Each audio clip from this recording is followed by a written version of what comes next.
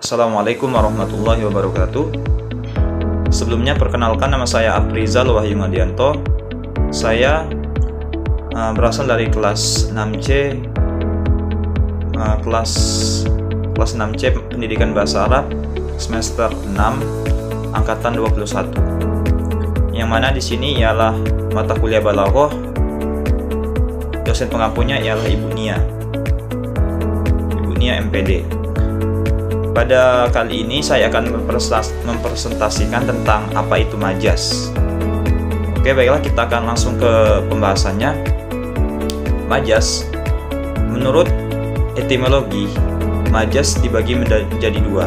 Ada yang etimologi dan terminologi. Dan yang etimologi ialah atau secara bahasa, peniadaan halangan dan pemindahan dari suatu tempat ke tempat lain. Orang Arab mengatakan jaza asyai, yang bermakna melewati sesuatu, artinya melampaui. Arti lain majas secara terminologi. Itu yang tadi secara etimologi atau secara bahasanya. Yang kedua ialah secara terminologi atau secara istilah, yaitu ialah memindahkan satu lafaz murfat dan tarkib lughawi dari makna awal kalimat yang dimaksud oleh pembicara kepada makna kedua atau majazi. Yang disebutkan adanya persesuaian arti dengan tujuan mubalaghah. Para ulama menamakannya dengan majas karena melewatkan makna lafaz tersebut dari mana aslinya. Jadi di sini nih sama-sama saling menguatkan antara etimologi dan terminologi. Etimologinya menjelaskan secara bahasa, sedangkan terminologinya menjelaskan secara istilah. Bisa kita lebih mudah menyebutkan bahwasanya majas itu sebagai perumpamaan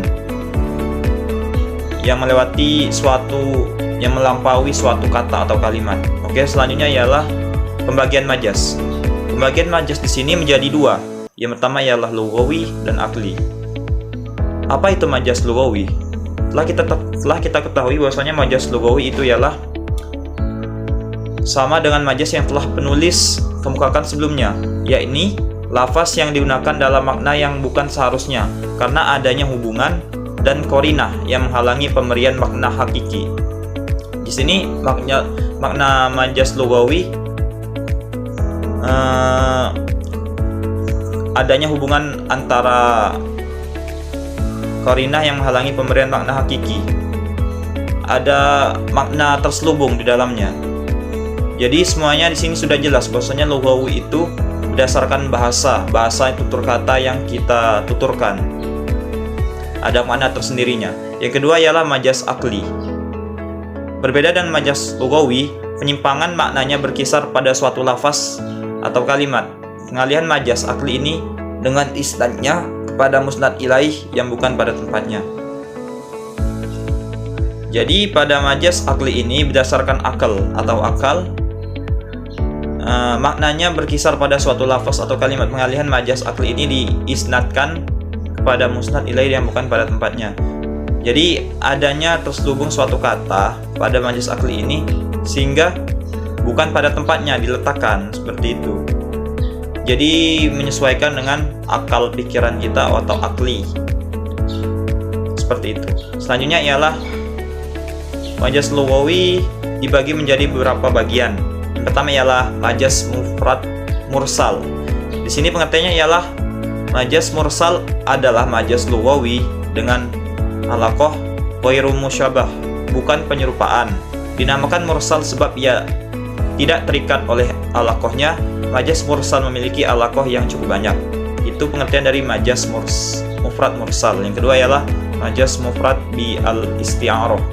Isti'arah adalah majas lughawi dengan alaqah musyabahah, penyerupaan. Secara etimologi kata isti'arah terambil dari perkataan ulama isti'arah al-mal at-tabibah al-ariyah, yang artinya ia meminjam uang, artinya ia mencari uang untuk pinjaman. Selanjutnya ialah majas mursal murakkab. Apa itu majas mursal murakkab? Yaitu ialah majas mursal murakkab mengalihkan arti suatu kalimat dari makna asalnya yang hakiki ke makna yang lain berdasarkan penyesuaian yang bukan penyerupaan dan indikator-indikator atau argumentasi-argumentasi yang menyertainya. Di sini sudah jelas bahwasanya majas mursal murakkab ini ialah pengalihan arti suatu kalimat dari maknanya yang hakiki ke makna yang lain, dari makna dasarnya ke makna yang lainnya, seperti itu, bukan pada makna hakikinya. Selanjutnya ialah majaz murakkab dengan majaz mursal murakkab. Tadi berdasarkan yang kita bacakan tadi kan, ialah indikator atau argumentasi yang menyertainya, seperti itu. Oke, selanjutnya ialah yang keempat, majaz murakkab dengan isti'arah tamsiliyah. Ya, pengertiannya ialah majaz murakkab bi al-isti'arah adalah susunan kalimat yang pada mulanya digunakan untuk makna tertentu, kemudian dialihkan ke makna lain. Itu disebut dengan majaz murakkab dengan isti'arah tamsiliyah. Itu pada penjelasan kali ini itu lebih lengkapnya atau gamblangnya, seperti itu, tidak bertele-tele. Selanjutnya ialah majaz akli. Majaz akli apa itu majaz akli? Yang mana kita akan bahas pada kali ini. Pengertiannya ialah majaz akli dengan istilahnya berbeda dengan majaz lugawi yang penyimpangan maknanya berkisar pada suatu lafaz atau kalimat.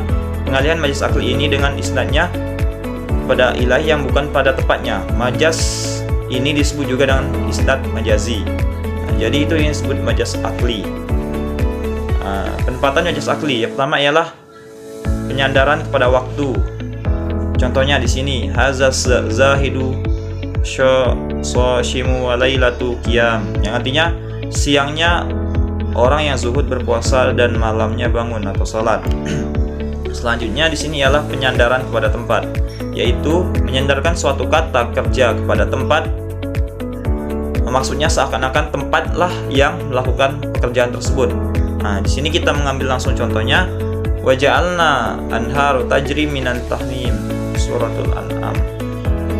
Dan yang artinya ialah, dan kami menjadikan sungai-sungai mengalir di bawah mereka. Quran surah Al-An'am surat ke-6 ayat ke-6. Nah, itu contoh pendapatan majaz al-akli di Quran.